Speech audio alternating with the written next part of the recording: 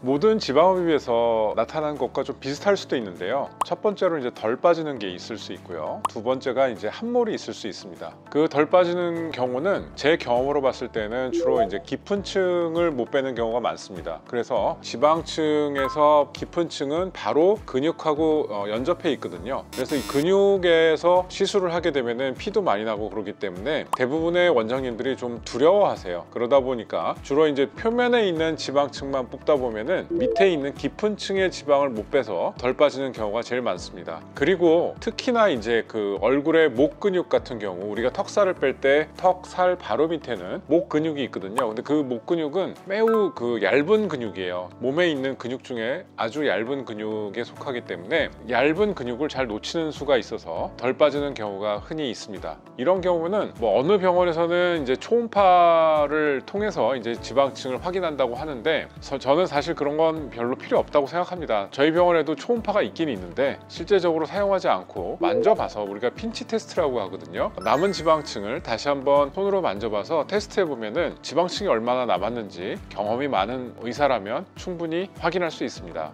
두 번째로 생각해 볼 수 있는 거는 지방이 많이 빠진 경우가 되겠죠. 그래서 이제 주로 함몰이라고 얘기를 하는데 그 울퉁불퉁하게 표면이 되는 경우, 또 여기에 속한다고 보시면 되겠습니다. 그래서 이런 경우에는 시술하시는 원장님들의 이제 테크닉이 중요하거든요. 그래서 어떤 한 부위의 지방을 좀 더 많이 뽑아서 아주 균일한 지방 흡입이 되지 않을 경우에 이런 일들이 생성되는데요. 특히나 또 얼굴 같은 경우에는 너무 표면까지 지방 흡입을 하는 경우에는 진피층을 손상시킬 수 있습니다. 그래서 이런 진피층이 손상이 되면 피부가 매우 얇아지면서 그 부분이 이제 파인 것 같은 그런 증상이 생길 수가 있고요. 그 다음에 또 한 가지로 주름이 숨겨져 있는 경우가 있어요. 특히나 이제 우리 얼굴에는 인대 조직들이 많거든요. 그래서 그런 숨겨져 있는 인대 조직들이 위쪽에 있는 지방을 제거를 하면서 드러나면서 파인 것 같은 증상을 보일 수도 있습니다. 다음으로 원인을 또 살펴보자면 디자인 자체가 잘못된 경우가 있습니다. 모든 수술이 그렇지만 이제 디자인은 시술의 범위를 규정하는 데 있어서 아주 중요한 요소 중에 하나인데요. 얼굴에서는요, 특히 이제 지방이 많은 부위는 팔자주름이 있으면 팔자주름 위쪽, 그리고 마리오넷 라인의 바깥쪽에 지방이 이제 많이 분포하게 됩니다. 대신에 얼굴에 이제 가쪽으로 가게 되면은